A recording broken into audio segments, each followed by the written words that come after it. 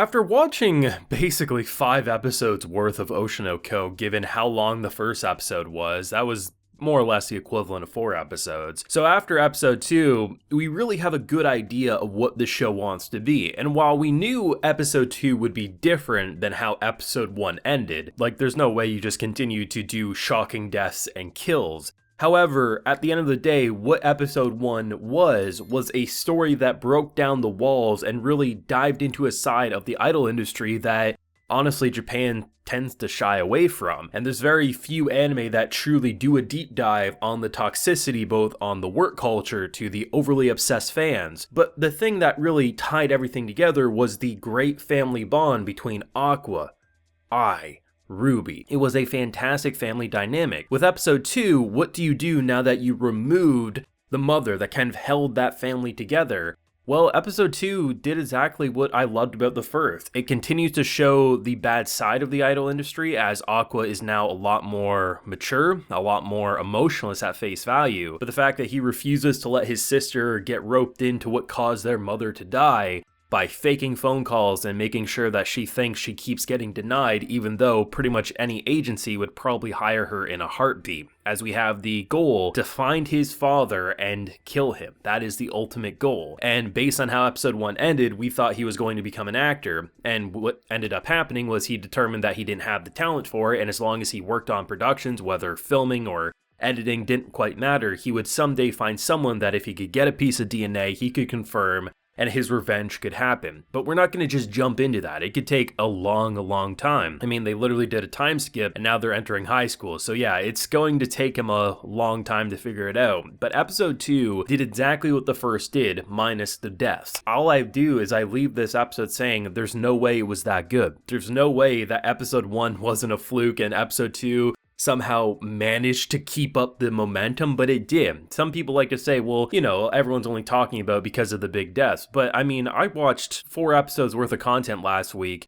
and a majority of it was just watching the different take on the idol industry with this wholesome family bond and a different take on reincarnation. And the fact that you actually managed to keep that there. Yes, we now have a new mother figure, but honestly, it feels a little one-sided. Or so there's a connection there with Ruby, and in terms of Aqua, while he doesn't hate her in any way, I definitely think he's definitely been a lot more distant compared to our girl here. But honestly, I leave Oshi no Ko episode 2 saying it was just as good as the first episode, just in a different way. And the fact that we have such a good idea of what this show wants to be, this very well could be anime of the season if the momentum keeps up. Full live reaction episode 2 available on my Patreon if you're interested in seeing my full uncut thoughts. This was a great pleasant surprise. Not only would I say I think I finally found my favorite opening of the season, there's so many good openings, it's been hard for me to pick a single opening that I'm like, for sure this is it. But I heard it one time and I knew this was my personal favorite. It is such a jam. There's points in the opening that it almost feels like a kind of a church chant going on, but just the vibe, the beat, the directing with everything, the ending as well, just as good, just in a different way. There is so many clues it feels like from what we saw, but just the way it gets you invested, it just felt like, yeah, this is an idol anime opening, but there's a lot more to it than just an idol anime opening, and I really enjoyed it. So after the time skip, which we end the last episode with, we see these characters basically reaching the point where they're going to their new school, and we see where their paths in lives are going. We have Ruby, who I love the VA.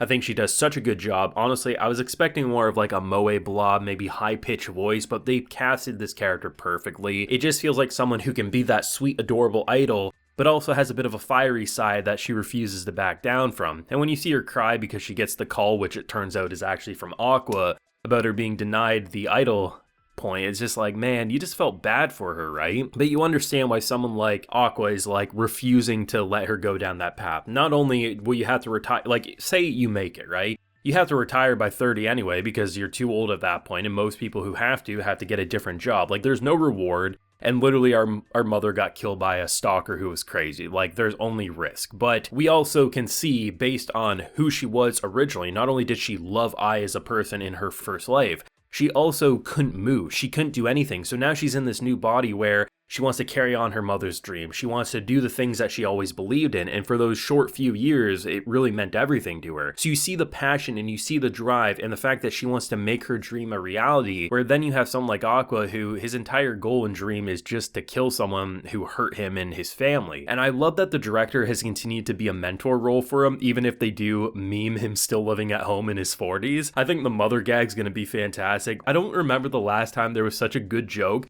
that stemmed from such realism. So he's given this speech about how Aqua doesn't actually want to give up and he actually has this dream to continue and you shouldn't just give up on your dreams, right? And as he's given this emotional speech, Mom comes in and just barges in about staying for dinner, and then she cleans up the room and he's freaking out. The boy committed to that speech though. He continued to finish the speech no matter how many times Mom barged in. And I thought it was hilarious because Aqua's just like, okay, if there's ever a point where I might have believed you, Mom coming in and you're in your 40s, it kind of ruins the whole thing. And he's just like, well, plenty of people do. It's in the city. It's great. I thought it was just such a clever joke because it's just so hilarious for such a simple reason. And I think it's a great moment because it really does show like this has been a mentor for him. He sees that Aqua can be an actor. Aqua not only is fearful because the last words Mom said to him, minus I love you, was that you're gonna grow up to be an actor, and he feels like he not only can he not do it, it's also probably a bit of fear of like, what if I don't live up to her dreams, right? And even though he's saying all I need to do to get revenge is to be a director or an editor, it doesn't quite matter. But at the same time, you can see there, it kind of hits personal because you can tell he wants to live up to his mom's dreams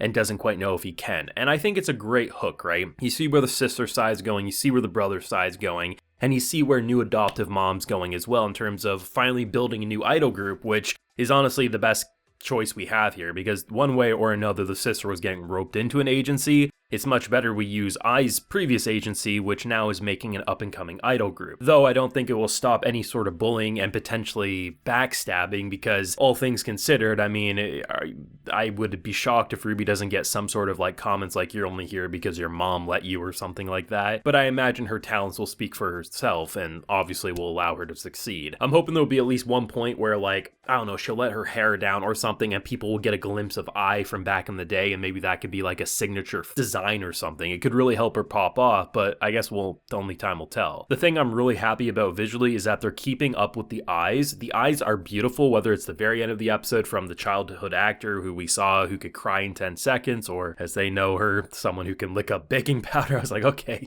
that's one way to remember a character. Her eyes were beautiful, but the way they're using these kids' eyes, one eye's normal and one eye has the star. And I love the fact that when we focus on Aqua, so many times it just feels villainous, as if, wow, if like looks could kill, this boy has the menacing aura that would kill anyone who hurt him or his family. And honestly, even Ruby had a couple of moments where, depending on perspective or when she went more bug-eyed, it looked a little creepy. So I'm interested to see how they're going to use the eyes to be romantic, villainous, horrifying, or just all the different emotions, because eyes are the window to the soul, and they have very interesting eyes both on normal characters but also these two siblings who have such a unique design that can be horrifying or just outright beautiful. I leave episode 2 of Oshinoko saying there's no way that it could actually be this good. We had an episode that was 4 episodes worth of content with his debut episode 1, and episode 2 remained to keep the same family bonds that a majority of that first episode had. We ended with basically the characters at a new stage in their lives,